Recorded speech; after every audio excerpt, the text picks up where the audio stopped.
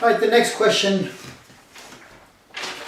in RLC circuits. So you have a series of resistor, inductor and a capacitor in series, supplied by a source of supply and AC supply connected to that.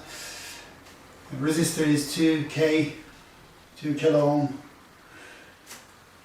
Inductor we choose from the table 850 millihenries, so 850 millihenries, that's your L, and C is 3 microfarad. What we want to calculate here is resonant frequency and Q factor, and also why at resonant frequency current is voltage over resistance instead of voltage over impedance, Z. First of all, the formula for resonant frequency is frequency of resonant. You can say FO, resonant frequency. I'll just write that here.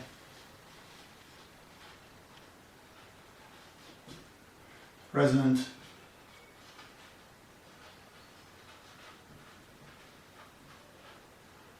frequency. The formula is 1 over 2 pi LC and square root of L times C. All you have to do is just basically put the values there. 1 over 2 pi times square root of 850 millihenries. You can either say 850 times 10 to the power of minus 3, or you can just say 0.85 times C is 3 microfarads, so it's 3 times 10 to the power of minus 6, all that inside the bracket under the radical. And if you calculate that, you'll get the resonant frequency to be 99.66 Hertz.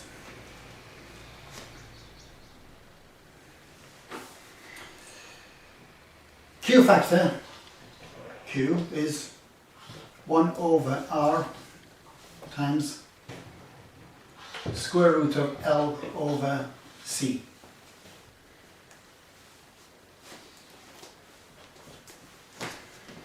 That is just the formula, Q factor.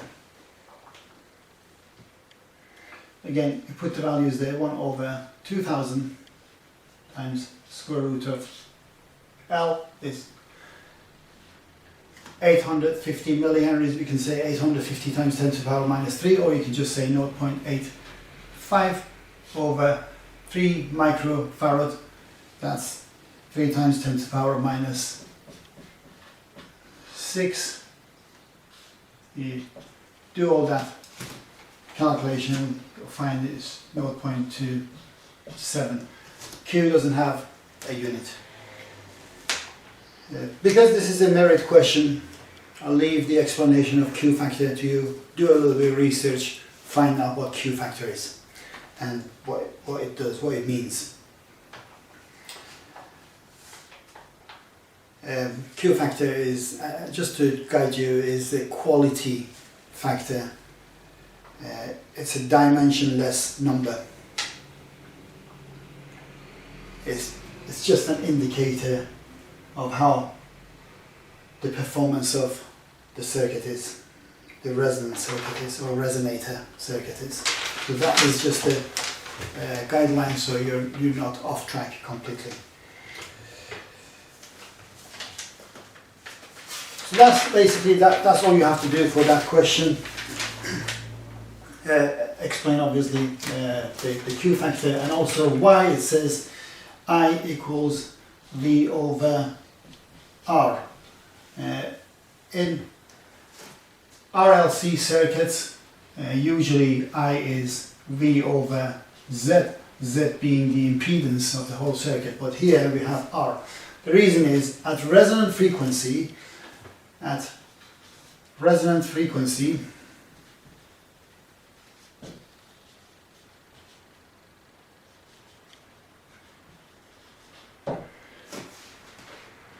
Z equals R.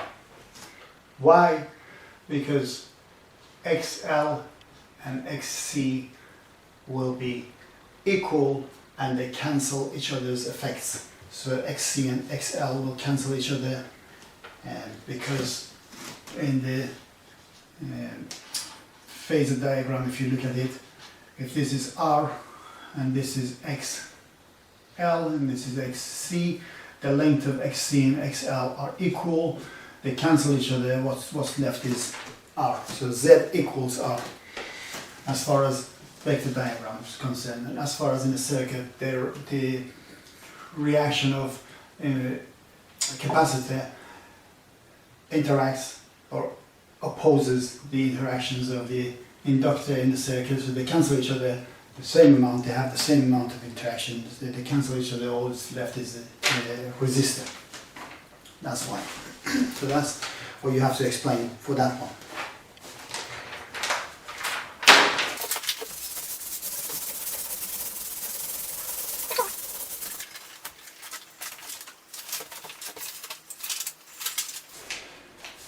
So this question is saying an AC motor usually has a resistor and an inductor, a coil. So that's that part of it. Draws current that's given in the table. We said we choose the number 3, so it's the current is 2.9 amps. At a lagging power factor, lagging part of it means it's not capacitive, it's inductive. So even if you hadn't told you it's a motor, you would know it's inductive. So the power factor itself is basically the power factor, if we just say PF power factor, is cos of the angle, the phase angle. The cos of the phase angle is called power factor. I have another video on power factors and the and different types of powers in AC circuits. It's a short video. You can just watch that to learn about power factor and what that is. So we'll leave that as that for now. Just know this much, that power factor is cos of the angle, which is basically between voltage and current. That's the angle between voltage and current. The cos of that angle is power factor. So now it says it takes that much current when connected to a 230 volts 50 hertz supply. So the supply is 230 volts 50 hertz. So this is your circuit. You need to just do a sketch of this circuit somewhere on Paint or Word document. And it says find that the value of the parallel connected capacitor that will correct this power factor to unity. So ideally the power factor at this moment in this example is 0.55, which is a very bad power factor in reality. Ideally we want this to be 1. Why? Because we want this, like I said before in that previous example, we want XC and XL to be equal, so Z is equal to R. That is the ideal situation. I've explained that further in details in another video, like I said. But here, just briefly, we want to, if this is R, that's XL, we want to have the same amount of XC here. So this would cancel that. So Z would be equal to R. Otherwise, if you didn't have this, the vectorial sum of these two, if you didn't have this XC, this would be Z, and this is a lot longer and larger than R, and you have this phase angle as well. We want to bring this phase angle down to 0, and when it's 0, the cos of 0 is 1. That is why they call it unity, power factor unity. So cos of phase angle is power factor, and at this moment you have cos of phase angle is 0.55. From that we can find out what the angle is. So invert cos of the angle, invert cos of the 0.55. If you put that in your calculator, it'll give you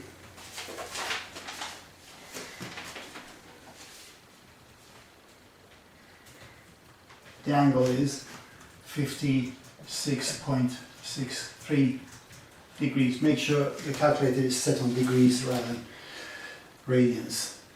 And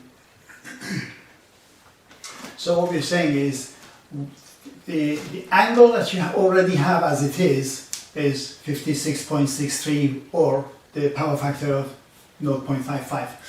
We want to connect a capacitor here that when we do connect it, with a switch, then you'll have another I capacitor, or IC, you can name it, or I2 if this is I1 or IL, however you want to name it. That's that 2.9 amps with the angle of, if you've got the phase power factor, then the phase angle is found this way. You can write that as a polar notation, 2.9 amps with the angle of 56.63 degrees. So that's the current that goes there. We want to reduce this to 0. How do we do that? We have to add this value of XC. So if I just do this instead of the elements of R, XC and XL, if I do it with current on the Cartesian diagram, so at the moment what we have is, because it says lagging, the angle is basically negative, it's not positive. So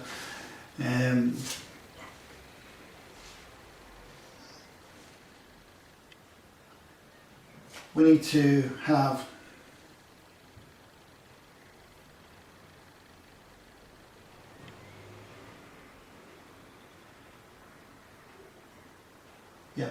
current is lagging. Current is lagging, voltage is leading. Either way is right. So the current is, because it's lagging, is 56.63 down the horizontal line. So you come down 56.63 degree, and the length of the vector is 2.9 amps. That's the vector, that's the current of the I1 or IL. Now we want to bring this up, so what will happen is, because you have this IL and this is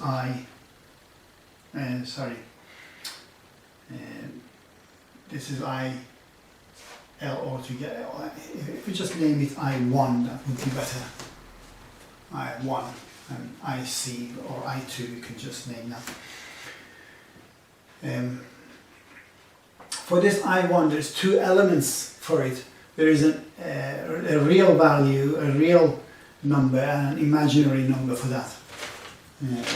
So if we just say this is the ideal IL, if you didn't have the resistor, that would be here. If you didn't have the inductor, IR would be there. So altogether, the amount that this resistor pulls and the amount that this inductor pulls, both together, added together, they've given us this I1. Now, we want to bring this up to the horizontal. Basically, I1 we want this to be equal to IR, or IR to be equal to that. The way we can do that is to find out how much of that is on the imaginary value, and then cancel it with the capacitor. So we need to find the size of this. How do we find that? Using trigonometry. We have 2.9 with the phase angle of 56.63. So you can say this is how much you have on IL, or you have to have the same amount IC.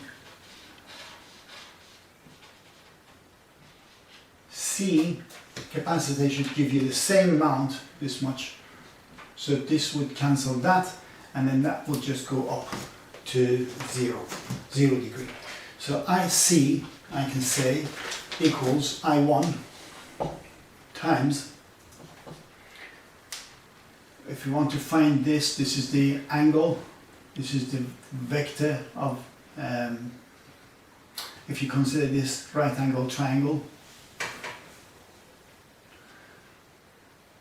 hypotenuse times sine of this angle will give you the opposite. So sine of the angle, IC is 2.9 times sine of 56.63.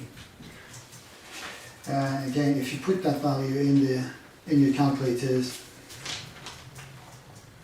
I'll give you 2.422 amps.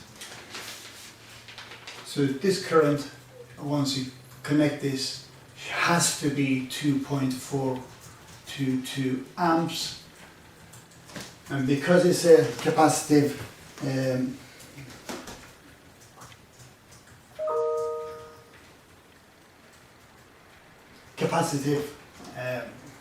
circuit, capacitive branch, the angle is 90 degrees.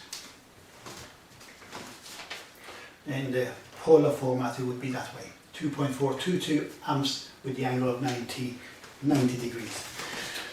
So that's the IC that you would need to correct that. So now we need to find out how much the capacitor, size of the capacitor has to be to create that much current. So we have the current, we have the voltage, we can find XC. XC is V over IC, and that's 230 with 0 angle. If it hasn't given you, if they haven't given you, then it's 0 angle over IC 2.422 with the angle of 90 degrees. Then that, to divide this, you divide 230 by this, the argument over argument, and subtract the phase angles. So 230 over 2.44 will give you 94.96, and the angle is 0 minus 90 is minus 90 degrees. So that's XC, and from XC, because we know XC is 1 over 2 pi FC, then we can transpose for C, and we find out C is 1 over 2 pi X, 2 pi F X C. Just put the values there. 1 over 2 pi times 50 hertz times 94.96. You'll find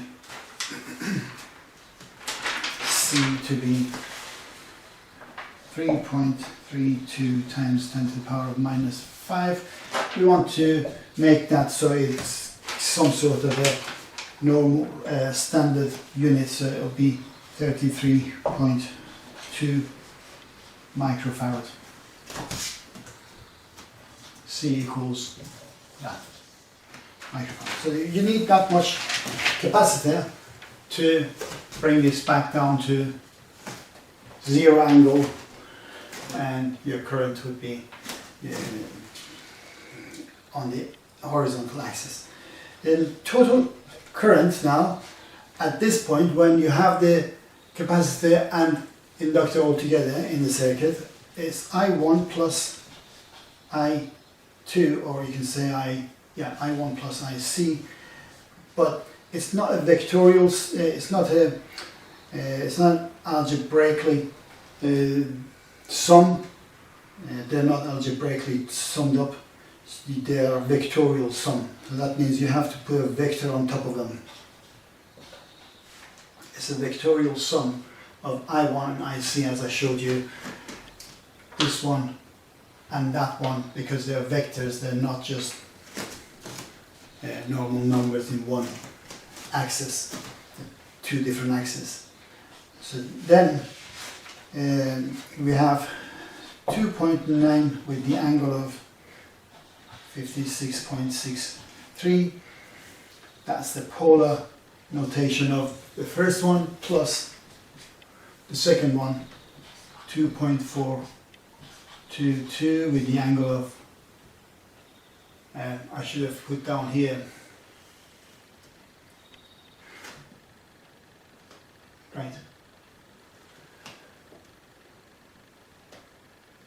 I'm sorry, I made a mistake here at the beginning.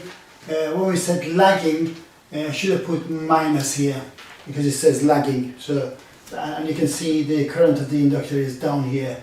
So it's minus 56.63. It doesn't make any difference in the rest of the calculation, everything is fine.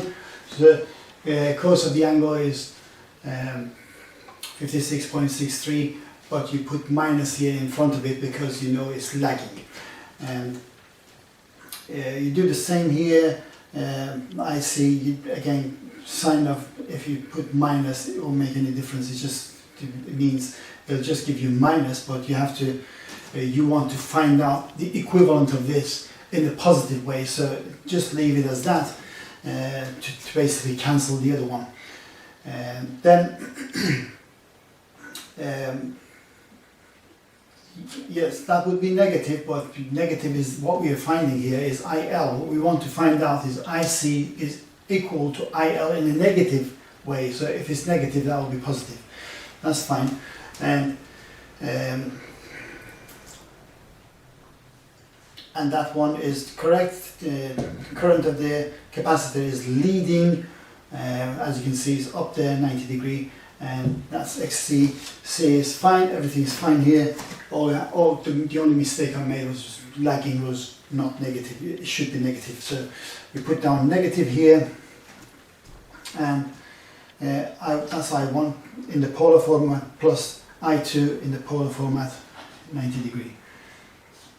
Now, if you do the calculations here, but obviously you can't add them in the polar format, so you have to convert it to rectangular and add them together. Done the rectangular format. If I convert this to rectangular, you know how to convert this. 2.9 times sine of this angle is the real value of that, plus j, this times the cos of this angle, that will be the imaginary value of that. The same with this, 2.422 times sine of 90 degrees. Sine of 90 degrees is